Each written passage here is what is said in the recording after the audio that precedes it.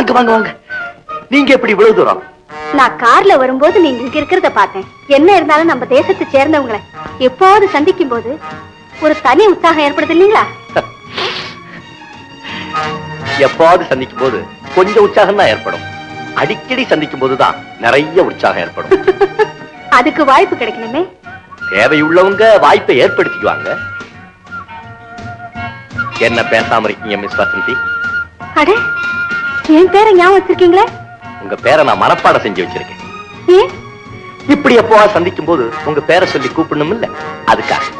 ஆமா, நீங்க என் பேரை ஞாபகம் வச்சிருக்கீங்களா? பாரத். அடே, நீங்களும் என் பேரை பாடம் செஞ்சு வச்சிருக்கீங்களே.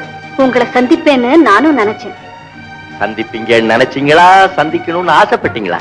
எனக்கு நேரமாச்சு, நான் வரேன். மிஸ் வசந்தி,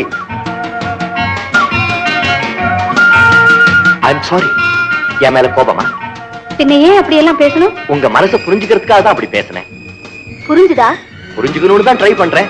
ட்ரை பண்ணி முடிஞ்சதுக்கு அப்புறம் சொல்லுங்க, நான் வரேன். கொஞ்சம் நில்லுங்க. உங்க மனசை புரிஞ்சுக்கணும்னா ஒரே ஒரு வழிதான் இருக்கு. நான் உங்களை ஒரு கேள்வி கேட்கிறேன், அதுக்கு நீங்க பதில் சொல்லிட்டீங்கன்னா உங்க மனசு என்னன்னு புரிஞ்சுக்கணும். என்ன கேள்வி? நான் சொல்றதை கேட்டு நீங்க கோச்சிக்க கூடாது. இல்ல, சொல்லுங்க.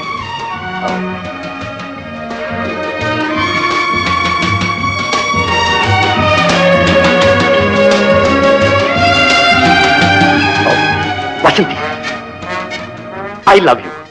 வாட்? நீங்க கோச்சுக்கிறது இல்லைன்னு சொல்லிருக்கீங்க.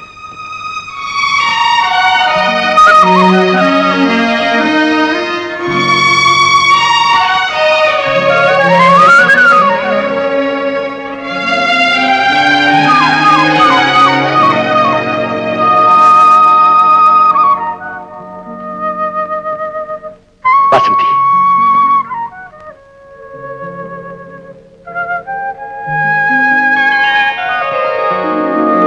பாரத்,